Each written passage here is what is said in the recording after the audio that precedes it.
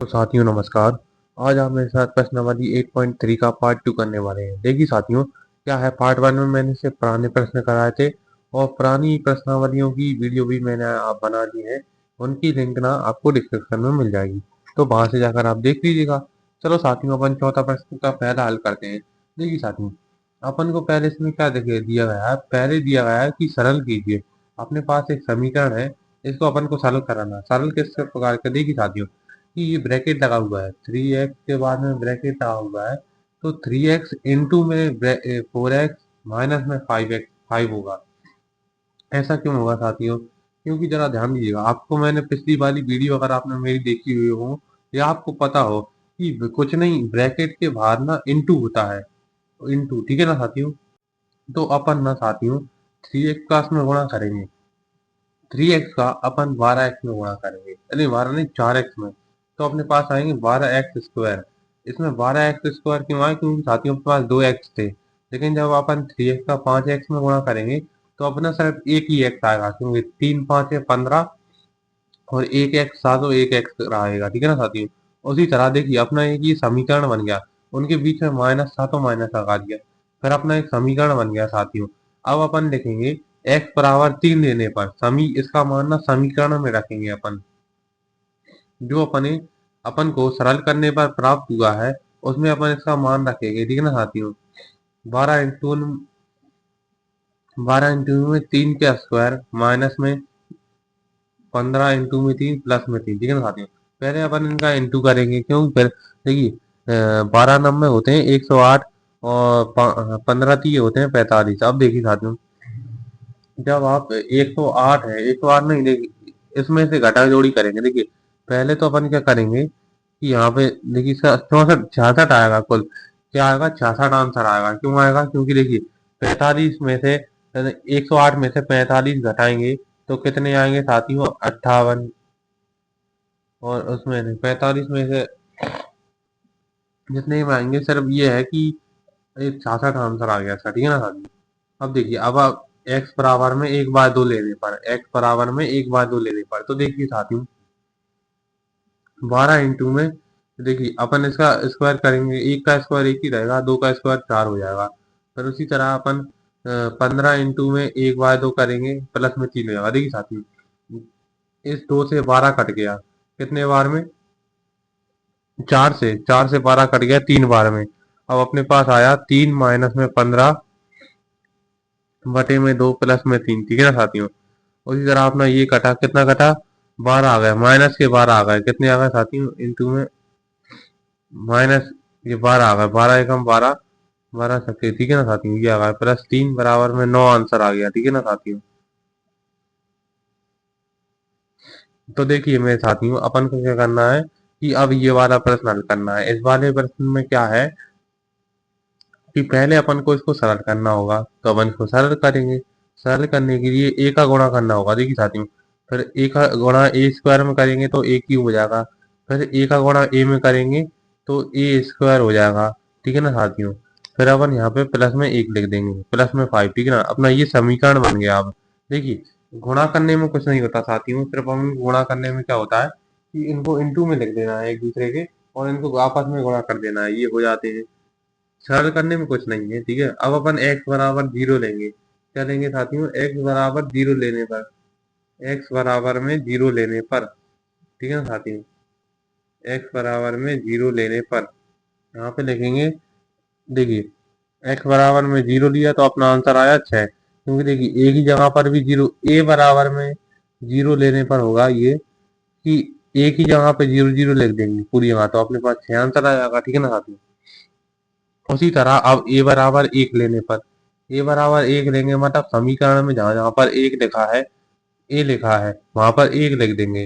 देखिए साथियों आपको इतना तो पता ही हुआ, एक ही घात हो चाहे 3 हो चाहे 2 हो, एक ही घात एक ही होता है, एक ही घात, एक ही घात एक ही होता है। तो आप इनको जोड़ दीजिए साथियों, एक एक एक कितने हो गए साथियों? 8 हो गए, ठीक है ना साथियों। तो देखिए एक और करेक्शन कीजिएगा, मुझसे यहाँ पर गलती हुई थोड़ी, यहाँ पर ना ए का गुणा जब अपन एक में करेंगे ना तो ए आंसर आएगा, एक नहीं आएगा।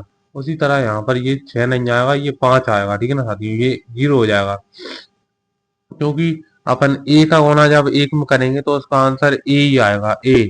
ठीक है ना साथियों। चलो देखिए अब पांचवे का पहला करते हैं। देखिए अपन को दिया गया है, पहले अपन को इनको सरल करना है, फिर अपन को इनको घटाना है। ठीक है ना साथियों। किस तरह से घटाएंगे देखिए जरा। अपन को करना कुछ नहीं है, यहाँ पे पी का गुणा, देखिए इंटू लिखा हुआ है तो यहाँ पे लिख देंगे इंटू पी क्यू। अब देखिए अपन को इनको जोड़ना है तो इनको जोड़ेंगे।